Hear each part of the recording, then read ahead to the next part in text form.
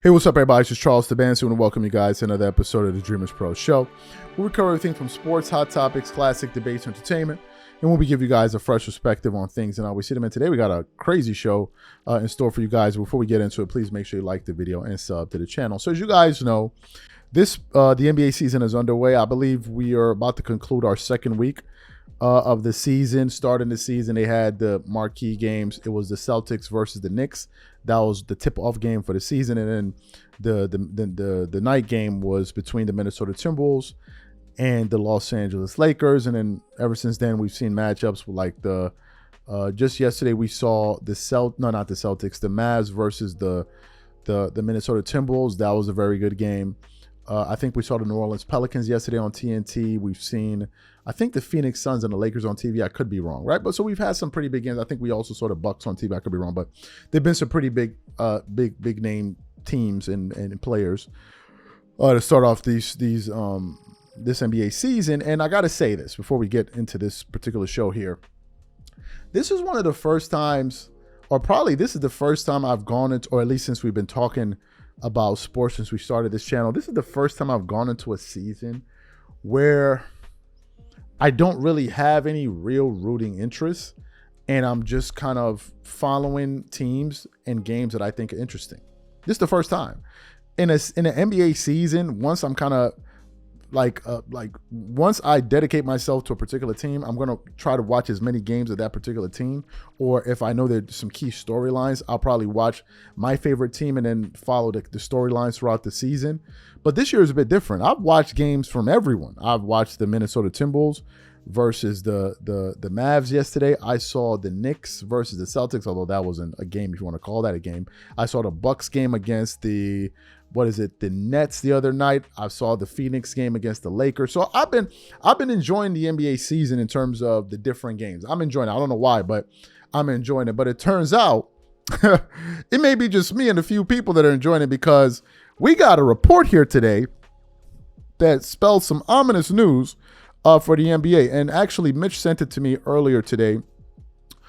It was a post from Instagram that was essentially outlining the story that viewership in the NBA has actually been declining. So we actually want to show you the thumbnail. It's from Sideline Sources, and I want to read it to you. It says viewership in the NBA has been declining. And then there's another article from Awful Announcing that actually goes into the details and the numbers of what exactly is taking place here. So before we get into all of this data here and give it to you guys, today's video is brought to you by a sponsor, PrizePicks.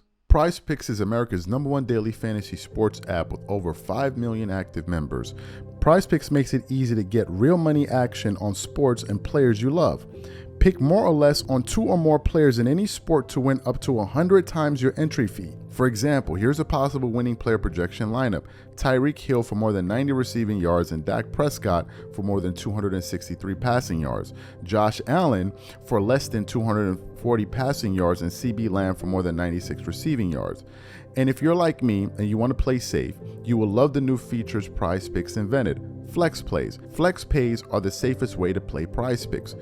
You can still make a profit or win some money back even if a couple of your picks don't hit. On top of this, PrizePicks puts their members first, so all withdrawals are fast, safe, and secure. When my picks hit, I can get my money in as quick as 15 minutes.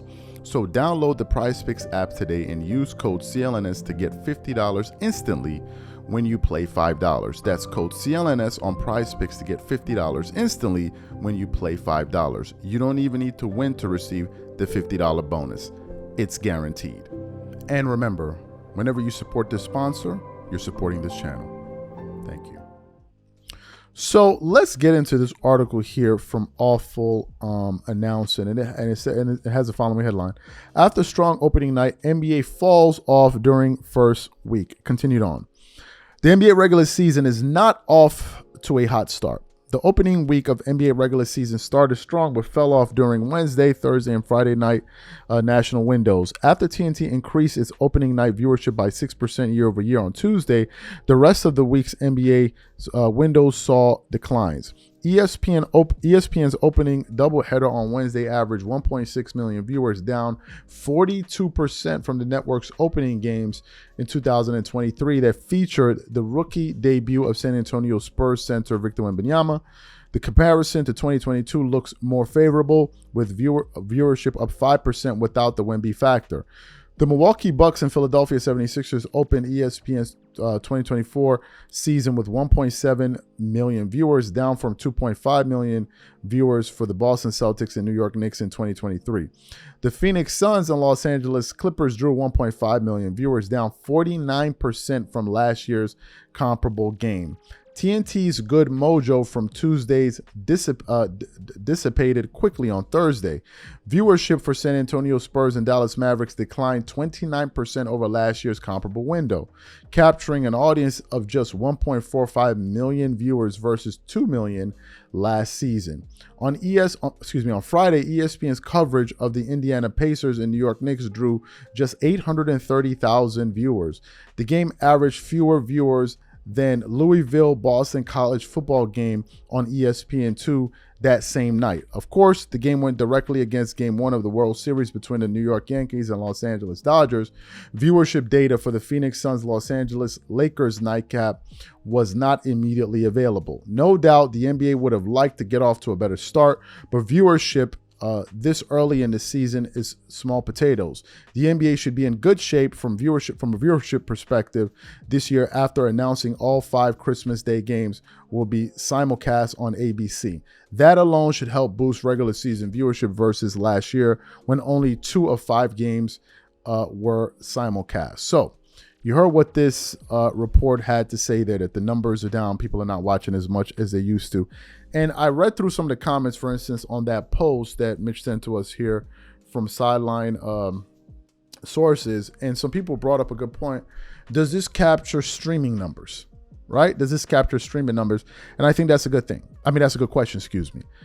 I don't know this, right? This article didn't allude to that. And no one knows the streaming numbers. For example, I had HBO Max at one point, and there I could watch some NBA games, right? But if you're subscribed to HBO Max, I don't know how, and maybe there is a metric that measures this. I don't know how they're able to track. Like, for instance, if you're paying $15 a month and you're watching an NBA game, let's say on Tuesday, but then maybe you decide to watch a movie as well. I don't know how I don't know if they can track individual viewers at an individual time watching an individual particular thing and then give that data to the NBA and then to their sponsors and all of that and say, these are the amount of people that we have watching. I don't know, right? I don't know how that works. Streaming seems to be a totally different business model altogether. So I don't understand how it works. I don't have the data on that. So I don't know if any of that has to do with the numbers that we're seeing now. No idea whatsoever. I'm someone that watches basketball games on NBA.com, right? That's why I watch all my games, and I get to watch all the games. I watch every single game I can watch. Games that are on TNT, I can watch them. As a matter of fact, the TNT game yesterday that I saw it on NBA.com because I paid for the year subscription, which costs what I think now it's $110. It was up $10 from the year prior. So that's why I watched the game. So these numbers, I don't know where it's coming from, but we do know that the NBA just signed a $77 billion 10-year deal. So the revenue must be coming from somewhere else. And I'm assuming it's coming from streaming because I think Amazon is in on the deal as well, but also these big networks. ESPN is paying the NBA $2.8 billion per annum just to have access to his game. So to me, I don't have all the numbers. So it's really hard for me to form an opinion. If we're just looking at this from the surface level, one would think that with the Bronny James frenzy, LeBron and the Lakers, for instance, on opening night, there was the Lakers with LeBron and his son. One would think that there would be a carryover effect. So there's that. But another thing could be that maybe the other thing could be that maybe an issue is that it's possible is that maybe what we're seeing is the NBA is kind of going through a transition period where they're now trying to market other stars versus the big names that we're used to seeing in the past, which is Kevin Durant, Stephen Curry, and LeBron James. Those were like the go-to guys for the NBA when they wanted ratings. But now you're seeing them trying to push guys like Victor Wembanyama. The Pelicans, Zion was on TV yesterday. You have, Anthony Edwards. He's been on 2 national games thus far. He was on opening night versus the Lakers. And yesterday he was on a TNT game against the Dallas Mavericks. So I don't know, right? I don't know. maybe there's some people that have more information than me watching this show right now. So what I want to know from you guys, what do you think about these numbers, right? Do you think that it's a sign that maybe the NBA is going in the wrong direction, or do you feel like we don't have enough information? And number two, do you think that the Christmas Day games are going to boost the viewership numbers? Whatever you guys think, please leave your thoughts and comments in the comment section. We'll catch you guys on the next show. Peace.